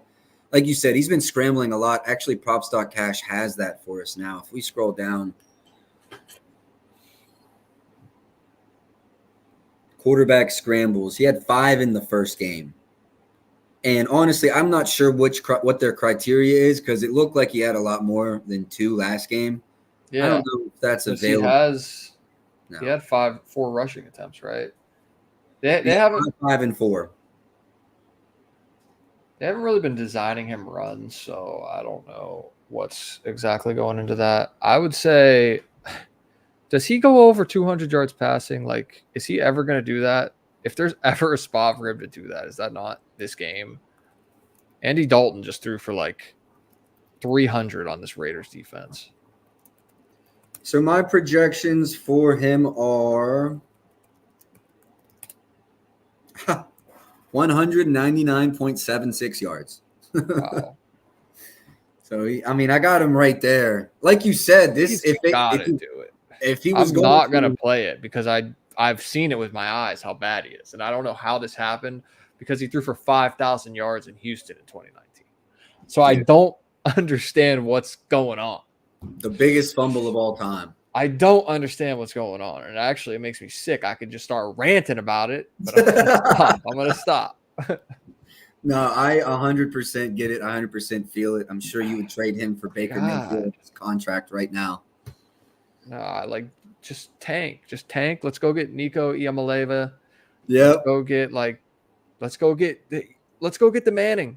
Give us the Manning. Go get Arch. Give us Arch. Yep. No. Imagine Arch in a Browns uniform. Like, come on. That's like the stuff of wet dreams right there. I know that's what you're pulling for, praying for. Let's get to the next game, even though I don't think we should spend much time on it. Justin Herbert's questionable. It's Chiefs and Chargers. Let me get the line. I think the Chiefs are, 7-point favorite. Justin is questionable. Did I see today he was limited? Did you see that? Yeah, and he said he wants to try to play. So hard to kind of tell what I've been on the running backs here for a while. Dobbins, he only had 44 last game. What did Gus Edwards have last game? I think he did actually. Gus only had like 2 carries, I think. 3 or 4. It was a low amount of carries. I'm pulling up the stats. Like the split was really 3 carries, 9 yards. Yeah. Remember we were talking about like how it was an even split. That's one lean that glad we did not touch. Coverage wise though, let me just do that real fast. Chargers, highest amount of zone in the league so far. Their defense has been really good. 26% cover 3, 16% cover 4, 15% cover 6, 25% cover 2, one of the highest in the league. Kansas City playing a lot of man, a lot of too high. So 21.8% cover 1, 10.5% cover 3, 25.8% cover 4. Who'd we say Cook's zone? I'm about to tell you, Kelsey's only got a 12. What is Rashee Rice? Yeah. Rashee Rice is like the best receiver in the league against zone for some. 49% of team yards. Wow. What's the line? It's great. It's high, and for 75. good reason. For good reason, it's high. Let me go to the market. What's his receptions? 6.5 plus money. 6.5 plus money. I'm only seeing one line out, but that might need a refresh. Might be do a refresh. That's an interesting one. I'll say the Chargers so far this year have the highest check down rate to running backs in the league. So how do you feel about like Kareem Hunt's role? Like, what do you think it's going to be? I don't know. I think it's about a 50-50 with Carson Steele, or you think Carson Steele, like, he played really good last week. I'll say it. And Kareem Hunt seems like willing to take less than 50-50. I would say first game, it's definitely not for 50-50, 70-30, 60-40. Maybe Kareem comes in and steals some attempts. I don't know. That's a great question. Because I saw DraftKings drop a prop that like got removed super fast. But it was on my Action Network, and it was Carson Steele over 1 reception was like plus 105, and like that just immediately intrigued me looking at the Chargers like stats versus like running backs.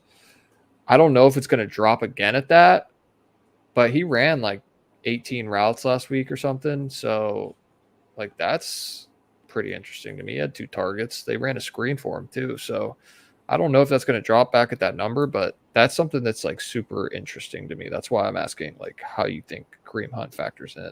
I don't even know if I can speculate on Kareem Hunt or Carson Sure. Steele. Like, I don't know what the hell is going to. Carson played 62% of the snaps last week, It's 17 carries. 17 carries. I don't know what to think there. I will say I just looked at my model numbers for Rice and I'm at 99. That might be something I release come Sunday. That's a Sunday midday slate. Market hasn't done shit. I think that's part of the reason. Market hasn't done anything, so I don't know if it'll go up, if it'll go down. I don't think it's going to move much. I don't think it will, just because it's. I mean, just because it's such a high number to like. Yep. People get scared off of these high numbers, which you can't Reasonable get scared stuff off them. You down can't get this year. scared off them though. Yeah, I agree. They will hit, like when you have an amazing matchup. That's But, why we like, should have Nico at 72. So like the Chargers are playing all this zone, right? But look at the pass yards allowed. Like this defense has been really, really good. Pickens went over, and he got a bulk of that on like a 21-yard catch. They also ran the ball fuckload. Jacoby Myers went over. Trey Tucker went over. Yards. I mean, yeah, I like the quarterbacks they faced haven't been good. I mean, to be fair, Calvin Austin playing in the slot, 95 yards. Jacoby Myers playing in the slot, 61 yards. I also think Rice could see a ceiling Not on his bad. targets, though, because they could be up. They should be up in this game. Like, let's say Herbert doesn't play. There's no need for Rice to go and get 100. You know what I mean? I know, but I think Pat Mahomes' passing attempts yard is still like 35 and a half. It's way up there. 33 and a half. It might have moved, though, because there's definitely 34s out there. 34. FanDuel just dropped to 33. See, but Makes I only sense, have though. them. Makes sense. Look at those first two games. They were low. You lose Pacheco, so you got to rely on the pass more. But now you got Hunt and Carson Steele. It's kind of like the equivalent of like a Pacheco, maybe.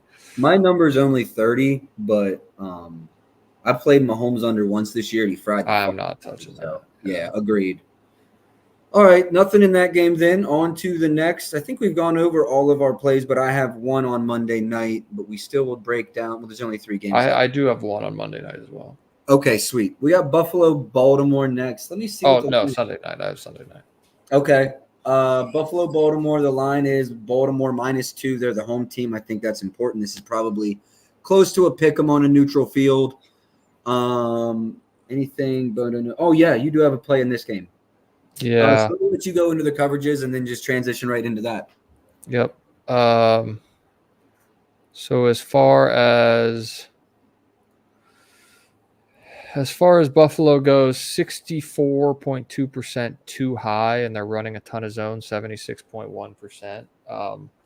24% cover 3, 17.9% cover 4, 22.2% cover 2. And then the Ravens, they'll play like 28% man. Most of that's cover 1, 24%, and then 22.5% cover 3, 25.6% cover 4. So the Bills, like I said, 64% too high looks. I have Zay Flowers under 21.5 longest reception. Love this look. Good value too. Love this look. So like they're an extremely heavy zone team, like I said too. Against zone this year, Zay Flowers ADOT 3.2 yards. So like that immediately jumped off the screen at me.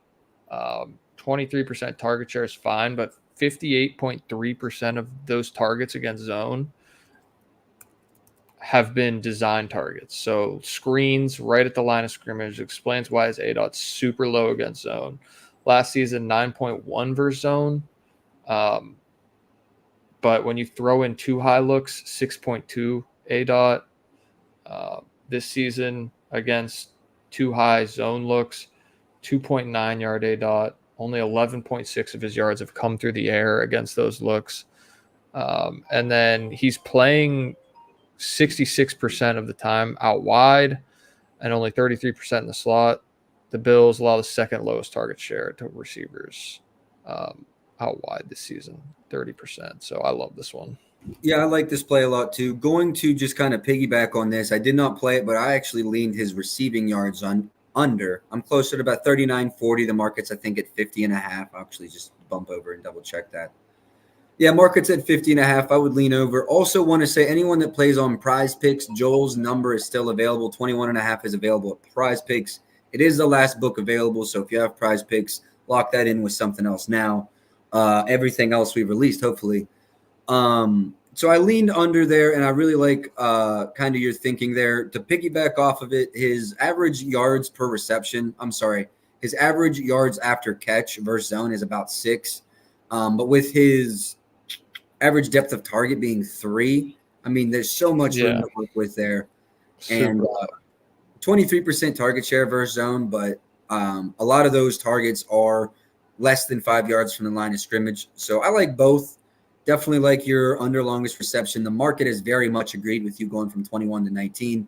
Love the read, love the spot. Anything else? Any other leans in this game? I know we have a request on Henry. Anytime Tutter, that's more my I'll go into that one. But anything else from you? I did have something. I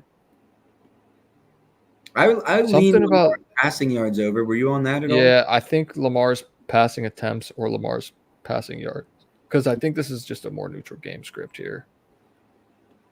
So touching on Henry, like it's just a price thing for me. I'm not getting on it at minus 145, but he's averaging over 2, just at 2 red zone attempts. I mean, the numbers with 2 red zone attempts are ridiculous. I think he's probably going to cash this, but I can't play the minus 145.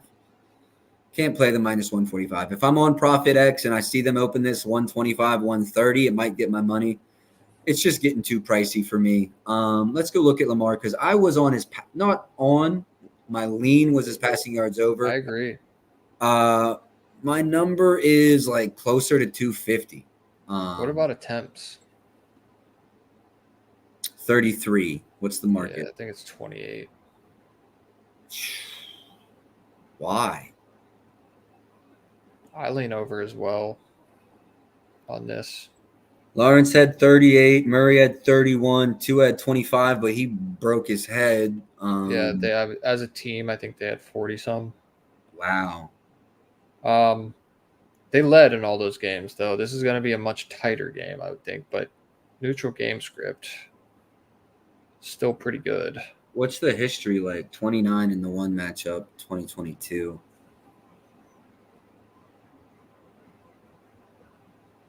I live 2 hours from Baltimore. Maybe there's some bias here. But I think Baltimore is the better team. What's the spread here? 2.5 Baltimore. Yeah, I mean, I lean Baltimore as well. Damn, bro. I kind of like that's a really big edge. I almost feel like I've got to take it. I liked this one for sure. It was definitely one that was on my personal leans. This isn't until Sunday night, so I'm gonna wait. Yep. But don't be surprised if you guys see me on this one. I don't know if I'm going yards or attempts here. I like both a lot. But we're getting closer to this game, so let's just go ahead and move on. Tennessee, Miami. Miami is still a 1-point favorite. I know they signed the practice squad from the Ravens. Yeah, Tyler Huntley. Yep. Yeah. I don't know if that moves the needle for me. Do you have anything in this one? Oh, you do have a play. I love Tennessee. I love Tennessee. I like that. I like that. +1. Like I might actually be playing that. But I love Tennessee. Tyler Huntley's not that good. I make a lot of jokes around here. He's a Pro Bowler. Oh man, don't. Yeah. That's hilarious. Because 8 guys didn't want to do it. Yeah. And there's only 15 starting quarterbacks. Yep. That's actually hilarious. Yeah. So I like the read though there as well. I think Tennessee can go down there and get that win. That defense I think is better than people think. I trust Tennessee's offense way more too. But yeah, you pulled up my play. I'm playing Tony Pollard over 50.5 rushing yards. I think he's probably in the like I said, I think Tennessee wins. So I do think late game rushes are in play here for him. the 16 and 17 rushing attempts, he's the guy that they're kind of leaning on right now. I know, like the coach speak, they've said they want to get Ty more touches. He still out carried him 6-2 last week. And so I think Pollard's probably in the 13 to 17 rush range here. And Miami has been very bad against the specific scheme that Pollard is rushing in, which is a man gap run scheme. And so I think Miami's given up the second highest, six something yards per carry in that scheme. Pollard himself is averaging like close to 5. And as a Browns fan, I'm a huge believer in Bill Callahan, who's the offensive line coach there now. He made Nick Chubb into like an amazing running back. And he's one of those guys that like you just plug him and he just produces good running games, like the Shanahans. Like he's just one of those coaches to me. So love Pollard here. I spelled Miami Dolphins right. Hold on, or wrong. That's why my model is not auto-populating. I'm going to give you my projections here. All right, so yeah, I told you when you asked me, I'm right under this on Pollard, but I like the game script play. Definitely not on the under by any means. I like the game script. Even if they're not winning, I think this game stays close and they try to control time of possession, extend plays out, extend drives out. So I love the play here. Also, if you look at 15-plus attempts, which might be a little many, let's cut that down to 12. Yeah. Again, different team, different system. I acknowledge 100%. all that. 12-plus attempts, he's still over in 26 to 29 games he's played. I'd have him at like 12 to like 16, 17. And I think this is like even in a neutral game script. Yep. Right. They're going to be running the football. They had to completely abandon the run last week, and he had 6 attempts. They fell behind early and just were crawling back. So. No, I agree 100%. I love this play. I might actually tell you. I had to decide between this and longest rush because I also like his longest rush. Oh, that was 12.5 yesterday. Or it's 12.5. Okay. Still, or this might have been 11.5. What was it? I think it was 12.5. It's over in 3 to 5 or 2 or 3 to start the season, and then like you said, they had to abandon the run versus Green Bay. You can't even give like an honest. You can't even get an honest read off of that.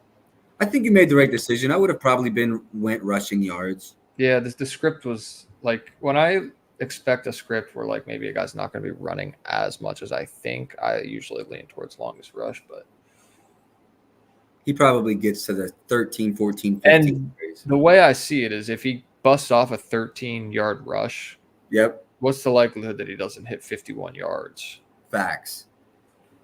Very low. And I think on the flip side of that, I think there's a much higher chance that he gets to 51 yards and didn't have a 13-yard rush. Yeah, I agree. All right, going on to what? Is this the last game? I do have one play in this one. Seattle at Detroit. In Detroit, Monday Night Football. Detroit's a 3-point favorite. Total on this is 46.5. It's came down a little bit. I think it was at 47.5 earlier. I kind of like the over in this one, to be honest. I'm a big Geno Smith fan, which will kind of carry into my play. But if you want to go over the coverages here, that'll also kind of carry into my play as well. Yeah, Detroit, 43.5% man. That is the 3rd highest in the league. Most of that's coming in cover 1, 39.1%, 20.9% cover 3, 24.3% cover 4. And then Seattle,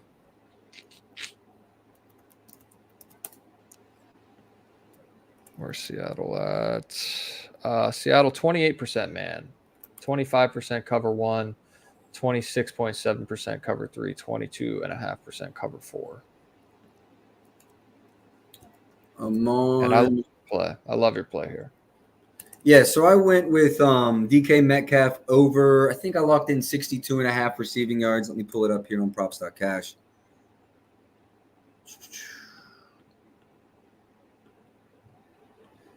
Looks like, yeah, there's still some 62 and a halves available. Caesars is still there. 63, 64, I think are both still playable. So DK Metcalf versus Man, the third most man coverage in the league, 29% target share, 13 yards average depth of target. He's caught every pass thrown to him versus man coverage so far this season. That's going to change. I mean, there's only been 3 games, but still the catch rate is ridiculous. Yards per receptions at 16. And team yard share is at 40%. Now, I do think that will also go down some, sure. but it's through the roof. Also with Geno Smith, when he catches at least 3 passes with Geno Smith at quarterback, he's gone over this in 71% of games played, averaging about 80 yards per game.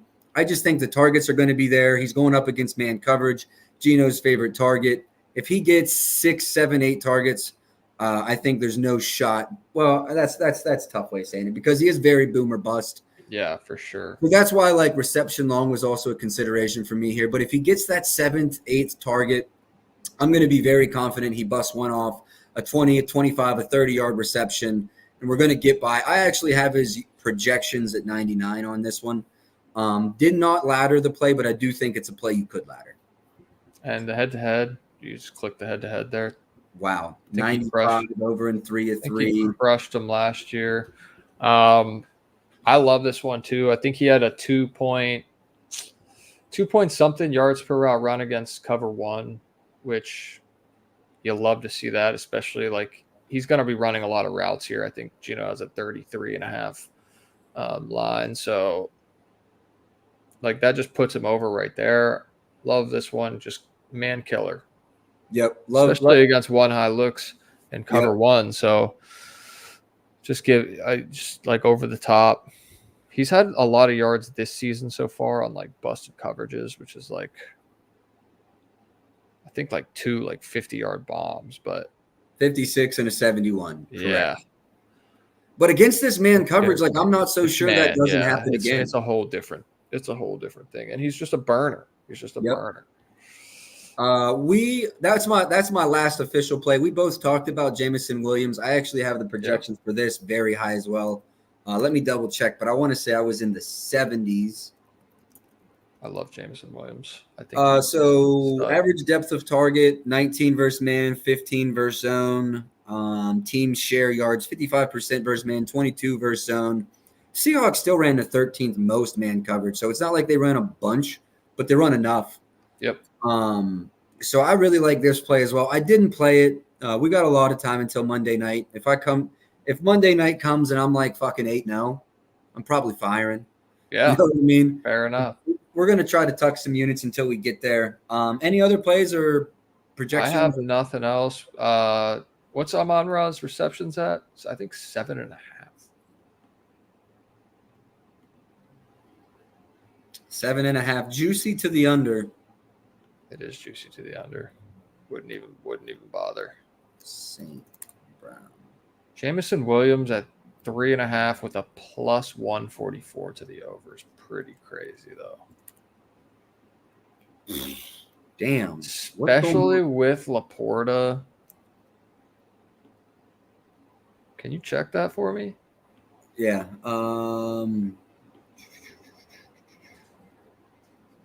Plus 144. You want my model projections? Yeah. 4 receptions is not asking much with Laporta. I've got him at 5.07. Wow. What's his Seattle's only cover 3, cover 4, cover 1? What's his target share versus those? I've got man versus zone. I'm going to add that next week. Okay, let me just 23 and 22. So cover 3, cover 1, cover 4. Let me just check this because this could be like I might have to add this at plus 144. I agree. I might be right behind you. What? 23% target share, 25% targets per route run. That's pretty on course for his data throughout. Problem is that Seattle secondary has been insane. Yeah, and I'm looking at like what other receivers have done. There's been a couple guys get 4. Reynolds, Vaughn. Waddle, Sutton, yeah. Sutton had 4. Everyone had 4 with the Broncos. Patriots, disaster class. And then the Facts. Dolphins, Well, Skylar Hunter Henry had Thompson. 8. Gosh, though, plus 144 is crazy. I'll probably just lean off, though, just looking at what Seattle's done. We will probably be exchanging texts Monday night, like, yo. Let me just see what the market's done. FanDuel is the only book open. Not much has been done. All right, yeah, I'm going to leave that as a lean, but I do lean over in that one.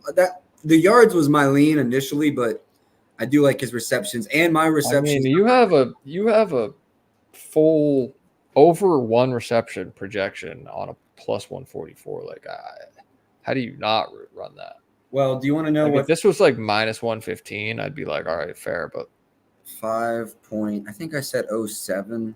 Yeah, let me tell you what it says. My edges. It's going to be ridiculous. Probably 20-some%. Really high.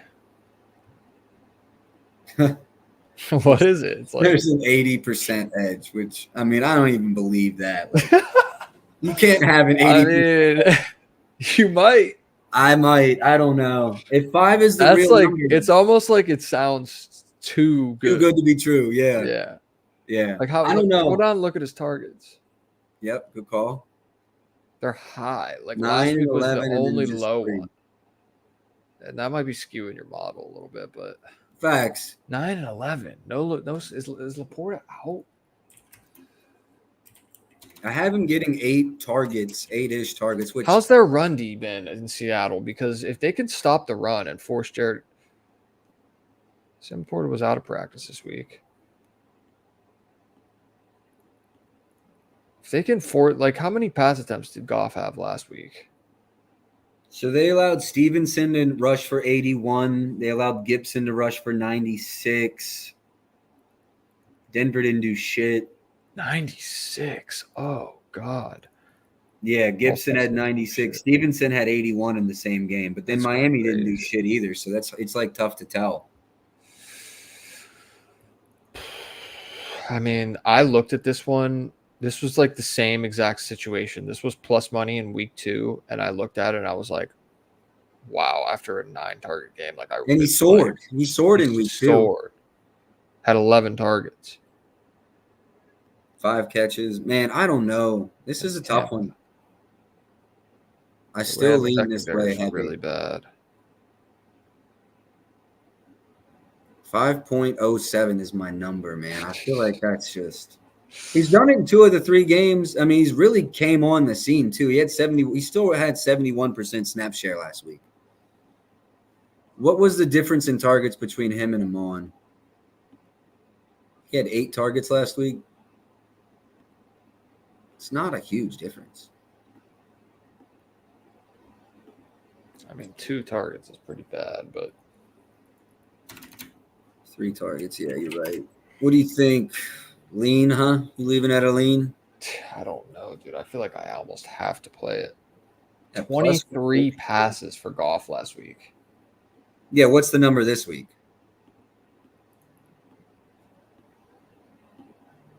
34. Is that real? That's 35. That's a lot more passes. Damn near what? 30% more passes. Oh gosh, the problem is a lot of his catch to target rate is like 40%. Is it really? Let me see. I've got that too. It's worse versus zone too.